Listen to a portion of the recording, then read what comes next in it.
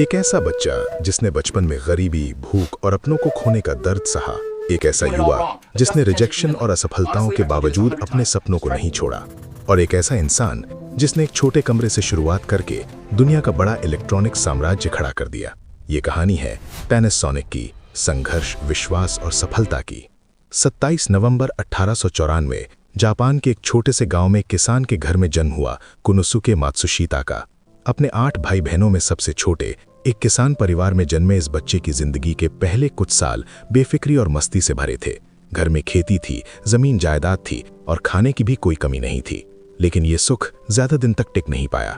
कुनोसुके के पिता rice farming करते थे और साथ ही साथ कुछ एक्स्ट्रा इनकम के लिए अनाज मंडी में चावल के सट्टे में अक्सर पैसा लगाया करते थे और उससे उन्हें कुछ प्रॉफिट भी हो जाता था। सब कुछ ठीक चल रहा था, लेकिन जब कुनोसुके सिर्फ 3 साल के थे तब उनके पिता ने चावल के सट्टे में एक बड़ा दांव खेला। उन्हें पूरी उम्मीद थी कि चावल के दाम बढ़ेंगे और वो एक बड़ा प्रॉफिट बनाएंगे, मगर किस्मत को कुछ और ही मंजूर था। दाम गिरे और उन्हें भारी लॉस हो गया। लॉस इतना बड़ा था कि उनके पिता को अपनी पुश्तैनी जमीन तक बेचनी पड़ी। अब उनके पिता परिवार के पालन पोषण के लिए गांव में ही कभी खेतों में मजदूरी करते तो कभी बाजार में कोई छोटा मोटा काम करते।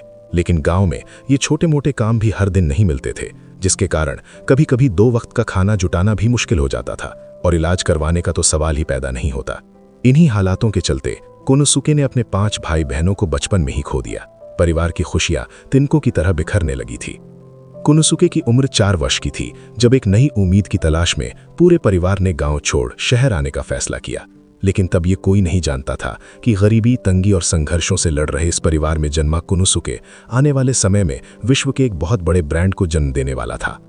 शहर की जिंदगी आसान नहीं थी। भूख, तंगी और बेबसी को कुनोसुके ने बहुत ही छोटी उम्र से बेहद करीब से महसूस कर लिया था और इन हालातों ने कुनोसुके को जिंदगी की एक बड़ी सीख दी थी कि अगर हालात विपरीत हों तो हिम्मत और भी मजबूत होनी चाहिए। कुनोसुके 9 वर्ष के थे जब उन्हें पढ़ाई बीच में ही छोड़नी पड़ी ताकि वो अपने परिवार की मदद कर सके। उन्हें एक छोटी सी साइकिल शॉप पर काम मिल गया।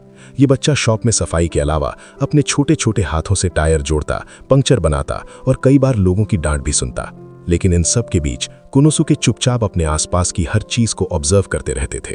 कैसे ग्राहक आते हैं, कैसे डील होती है, कैसे दुकान का मालिक चीजों को संभालता है। कुछ ही महीनों में शॉप के मालिक को कुनोसुके में एक मेहनती लड़के के अलावा बिजनेस को समझने की एबिलिटी भी दिखाई देने लगी। और इस योग्यता को देखते हुए शॉप के मालिक ने कुनोसुके को अपने इस बिजनेस की कई और बारीकियों के बारे में भी समझाया। जल्द ही कुनोसुके ने शॉप के बिजनेस मॉडल को काफी अच्छे से समझ लिया और मालिक की गैर हाजिरी में पूरी शॉप को अकेले संभालने लगे थे। जिंदगी के क्लासरूम में कुनोसुके का ये पहला बिजनेस लेसन था और इसके अलावा कुनोसुके ने यहाँ लेथ मशीन और दूसरे कई अन्य टूल्स से जुड़ी टेक्निकल स्किल्स भी सीख ली थीं। शॉप पर काम करने के दौरान रोड पर चलती कारें उन्हें काफी आकर्षित करती थीं। इसीलिए उन्होंने ये फैसला किया कि वो भविष्य में कोई इलेक्ट्रिकल बिजनेस ही करेंगे। 5 साल यहाँ काम करने के बाद कुनोसुके ने यह फैसला किया कि अब कोई बेहतर नौकरी ढूंढनी होगी, क्योंकि यहाँ कड़ी मेहनत के बावजूद सैलरी बहुत मामूली थी और सीखने को भी अब कुछ नया नहीं था। इस दौरान उन्हें ओसाका इलेक्ट्रिक लाइट कंपनी की एक ऐड दिखाई दी। कंपनी को नए एम्प्लॉइज की जरूरत थी। ये काम कुनोसुके के इंटरेस्ट का था।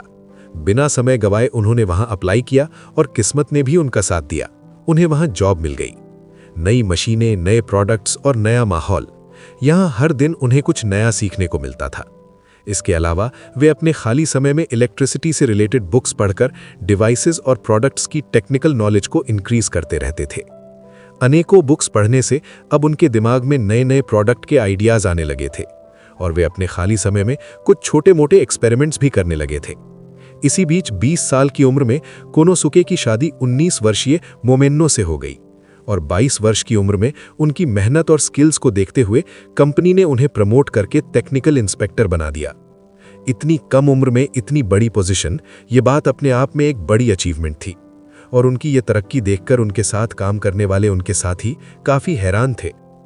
अब एक तरफ कुनोसुके अपने परिवार के साथ एक अच्छी लाइफ जी रहे थे और दूसरी ओर उनका दिमाग कुछ नया करने के लिए हमेशा बेचैन रहता था। उसी बेचैनी से जन्म हुआ एक आइडिया का। उन्होंने अपने खाली वक्त में एक नया इंप्रूव्ड लाइट सॉकेट डिजाइन किया। एक ऐसा सॉकेट जो एक साथ 2 बल्ब जला सके। वो डबल लाइट सॉकेट के इस डिजाइन को लेकर पूरे जोश के साथ अपने बॉस के पास पहुंचे। लेकिन बॉस ने बिना ज्यादा देखे ये कह दिया कि ये कभी नहीं बिकेगा, यूजलेस है।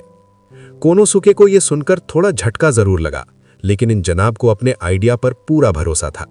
इतना अटूट विश्वास कि उन्होंने वो कठिन फैसला लिया जो कोई आम आदमी सोच भी नहीं पाता। उन्होंने नौकरी छोड़ दी और अपनी खुद की फैक्ट्री में सॉकेट को बनाकर बेचने का फैसला कर लिया। अब जब कोई इंसान अपने सपनों के लिए इस तरह रिस्क लेता है तो दुनिया उसे पागल तो कहती ही है। कोनोसुके के साथ भी यही हुआ। दोस्तों, रिश्तेदारों की नज़र में कोनोसुके को बिजनेस करने का कोई एक्सपीरियंस नहीं था, बस एक सॉकेट का आइडिया जो उनके एक्सपीरियंस्ड बॉस ने पहले ही रिजेक्ट कर दिया है। ऐसे में अपनी अच्छी खासी नौकरी छोड़कर खुद की फैक्ट्री शुरू करना लोगों की नज़र में एक बेवकूफ़ी से भरा कदम था। लेकिन जनाब कोनोसुके को इन नेगेटिव बातों से रत्ती भर भी फर्क नहीं पड़ा। जून 1917 कोनोसुके ने अपनी सारी सेविंग्स लगाकर 2 कमरों के एक छोटे से किराए के घर में एक फैक्ट्री और एक शॉप का सेटअप किया।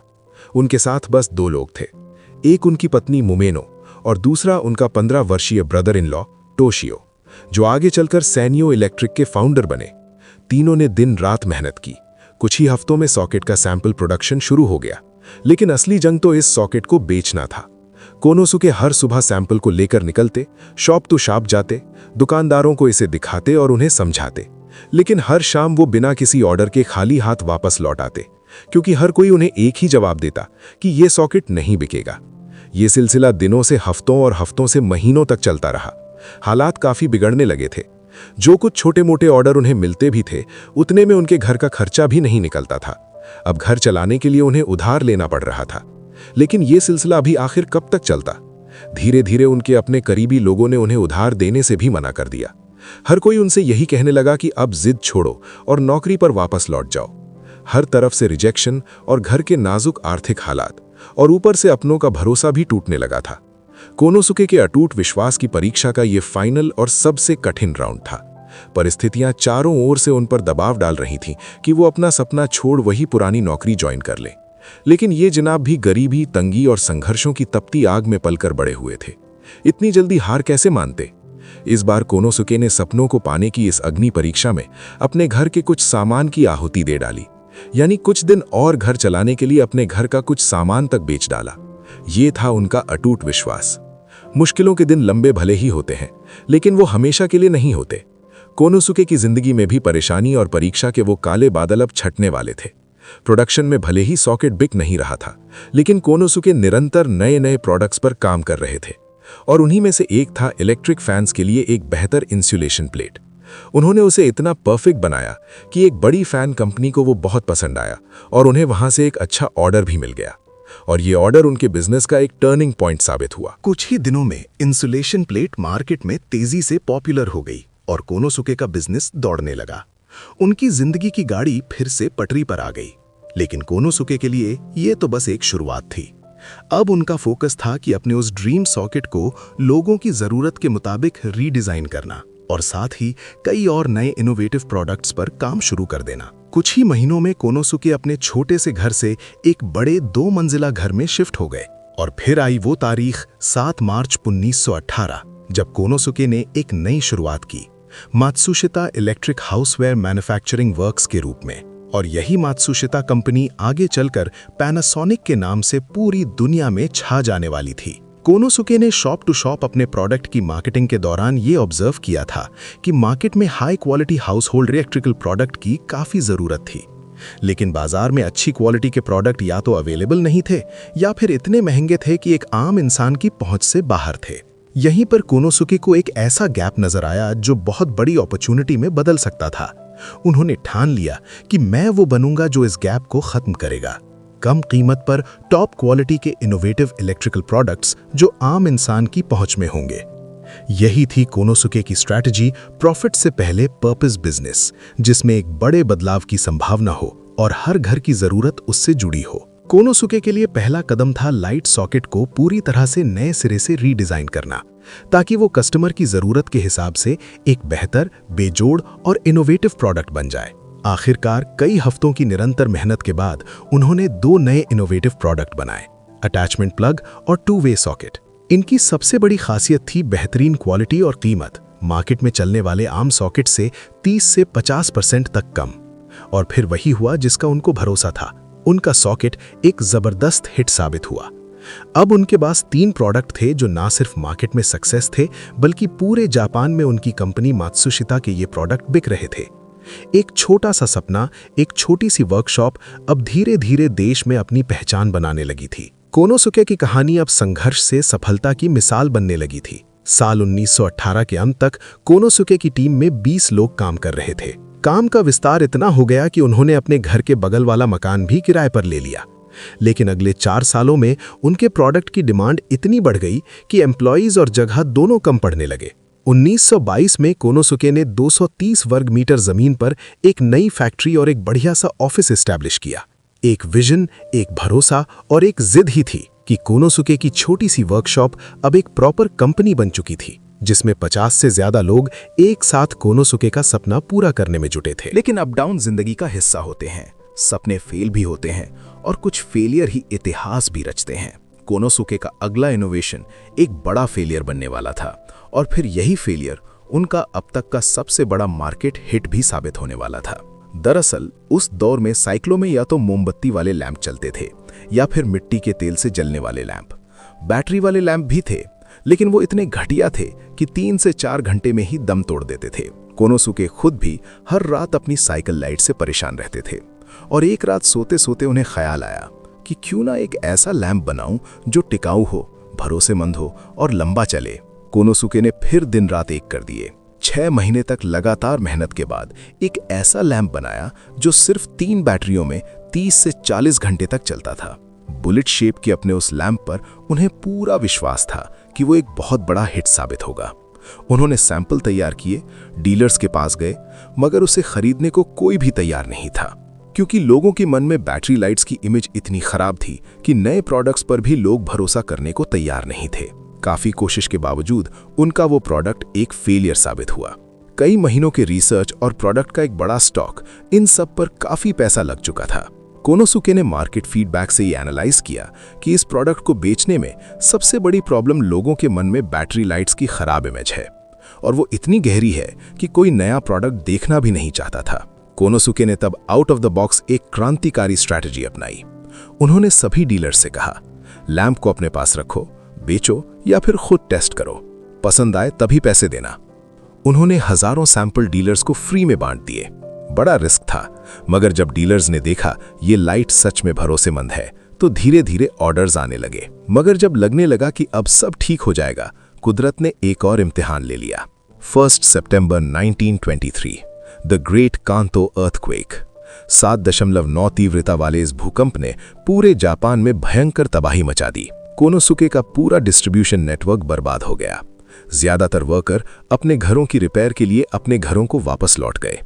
प्रोडक्शन एकदम रुक गया, लेकिन कुछ ही महीनों में वर्कर्स वापस लौटने लगे और प्रोडक्शन फिर से स्टार्ट हो गया। कोनोसुके अब अपना पूरा फोकस इनोवेटिव प्रोडक्ट पर करना चाहते थे, जिसके लिए उन्होंने 3 साल के लिए सभी प्रोडक्ट की सेल्स और मार्केटिंग की रिस्पॉन्सिबिलिटी यामाओ ट्रेडिंग कंपनी को दे दी। साल 1927, कोनोसुके ने बनाया एक नया स्क्वायर बैटरी लैंप, अब तक के सबसे शानदार डिजाइनों में से एक। लेकिन कोनोसुके अब ये अच्छे से जानते थे कि सिर्फ अच्छा प्रोडक्ट होना काफी नहीं था। कोनोसुके ने फिर से एक बड़ा रिस्क लिया। 10,000 यूनिट बिना शर्त दुकानों पर फ्री में बांट दिए, बिना किसी शर्त के, बस एक भरोसा कि एक बार लोग इसे इस्तेमाल करेंगे तो खुद ब खुद ये बिकने लगेगा। और वही हुआ। साल के अंत तक हर महीने 3,000 से ज्यादा यूनिट बिकने लगी। ये सिर्फ एक बम्पर सेल नहीं थी, ये एक मैसेज था कि अब मात्सुशिता इलेक्ट्रिक्स सिर्फ एक कंपनी नहीं, एक क्रांति है। कोनोसुके ने अब एक नई टीम बनाई, एक रिसर्च एंड डेवलपमेंट टीम, जिसका एक ही मिशन था, आम लोगों के लिए बेहतरीन क्वालिटी के इलेक्ट्रिक प्रोडक्ट, और वो भी कम से कम दाम में। 3 महीनों में इस टीम ने भी एक कमाल कर दिखाया। एक ऐसी इलेक्ट्रिक आयरन बनाई जो मार्केट से 30% सस्ती थी, लेकिन क्वालिटी में सबसे बेहतरीन थी, और इसमें एक बहुत बड़ा रिस्क था। इतनी सस्ती आयरन तभी बन सकती थी जब हर महीने कम से कम 10,000 यूनिट की बिक्री हो। अगर ऐसा ना हुआ तो कंपनी को एक भारी नुकसान उठाना पड़ सकता था। लेकिन कोनोसुके ने कहा, अगर मेरा प्रोडक्ट लोगों के लिए है तो इसे लोग जरूर अपनाएंगे। उन्होंने मार्केट की कमान खुद संभाली। कम दाम प्लस बेहतरीन क्वालिटी प्लस दमदार प्रचार, और उनके इस फॉर्मूले से ये आयरन मार्केट में आते ही बहुत तेजी से बहुत ही पॉपुलर हो गई। ये कंपनी का दूसरा सबसे बड़ा माइलस्टोन था। कोनोसुके का फोकस अब 2 चीजों पर था। Number 1, radio, electric iron, bulb, kitchen appliances जैसे वो प्रोडक्ट जो उस दौर में लग्जरी प्रोडक्ट की कैटेगरी में आते थे, उन्हें हाई क्वालिटी कम प्राइस पर तैयार करना।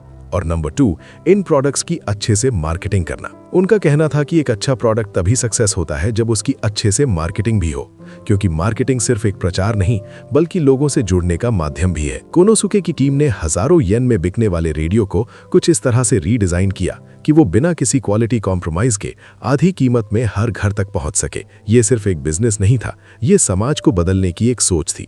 1929 में एक बड़ी पारी खेलने के लिए उन्होंने कंपनी को पूरी तरह से रीस्ट्रक्चर करने का फैसला किया। उन्होंने अपने मेजर प्रोडक्ट्स को 4 डिविजन्स में बांट दिया: electrical socket, batteries, bike lamps और रेडियो, जिनमें से हर डिवीजन का अपना नेशनल सेल्स डिपार्टमेंट और साथ ही रीजनल डिपार्टमेंट भी था। और इन सभी डिविजन्स के हेड सीधा कोनोसुके से जुड़े थे।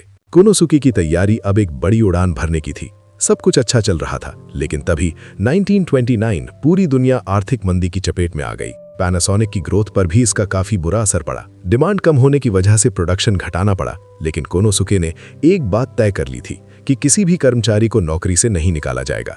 उन्होंने सबको आधे दिन काम पर बुलाया, लेकिन तनख्वाह पूरी दी और कहा हर कर्मचारी अब सिर्फ वर्कर नहीं बल्कि अब वो पैनासोनिक का ब्रांड एम्बेसडर है। हर कोई कंपनी के प्रोडक्ट बेचने की अपनी अपनी कोशिश करे। उनके इस लीडरशिप ने सभी एम्प्लॉइज में एक परिवार की भावना दी। कोनोसुके के इसी दृष्टिकोण का नतीजा था कि 1935 तक पैनासोनिक में 3500 से अधिक एम्प्लॉइज हो गए और कंपनी 600 से ज्यादा प्रोडक्ट्स बना रही थी। उनकी ग्रोथ का अंदाजा आप इसी बात से लगा सकते हैं कि 1939 के आते आते एम्प्लॉइज की संख्या 10,000 तक पहुंच गई। उनका सपना अब एक बहुत बड़ा आकार ले चुका था। 1939 में ही पैनासोनिक ने अपना पहला 12 इंच का एक्सपेरिमेंटल टेलीविजन रिसीवर तैयार किया। पैनासोनिक का पहला टेलीविजन कुछ ऐसा दिखता था। ये उस दुनिया की शुरुआत थी जो आगे चलकर पैनासोनिक को दुनिया के सबसे बड़े ब्रांड्स में शामिल करने वाली थी। लेकिन इससे पहले कि पैनासोनिक का वो सुनहरी दौर शुरू होता, वर्ल्ड वॉर 2 शुरू हो चुका था। पैनासोनिक को इसका काफी भारी नुकसान झेलना पड़ा, क्योंकि देश भर में लोगों को युद्ध के लिए भर्ती किया जा रहा था। फैक्ट्रियों में कच्चे माल की सप्लाई चेन पूरी तरह से ठप हो गई थी। इतना ही नहीं, सरकार ने दबाव बनाना शुरू कर दिया कि पैनासोनिक भी अब युद्ध में इस्तेमाल होने वाले इक्विपमेंट्स बनाए। वो कंपनी जो आम लोगों की जिंदगी आसान बनाने के लिए बनी थी, अब राष्ट्र हित में जंग का सामान बना रही थी। और इससे भी बुरी सिचुएशन तो तब आई जब जापान युद्ध हार गया और अमेरिका ने जापान पर नियंत्रण स्थापित करना शुरू कर दिया। अमेरिका के रिफॉर्म ऑर्डर्स पे एक ऑर्डर यह भी था कि कोनोसुके मत्सुशिता को अपनी ही कंपनी से रिजाइन देना होगा। कोनोसुके ने तो इस आदेश का विरोध नहीं किया, लेकिन पैनासोनिक के 15,000 एम्प्लॉइज ने एक सुर में अपना विरोध दर्ज किया कि अगर कोनोसुके नहीं रहे तो पैनासोनिक भी नहीं बचेगी। यह सिर्फ विरोध नहीं था, यह भरोसे की सबसे बड़ी मिसाल थी।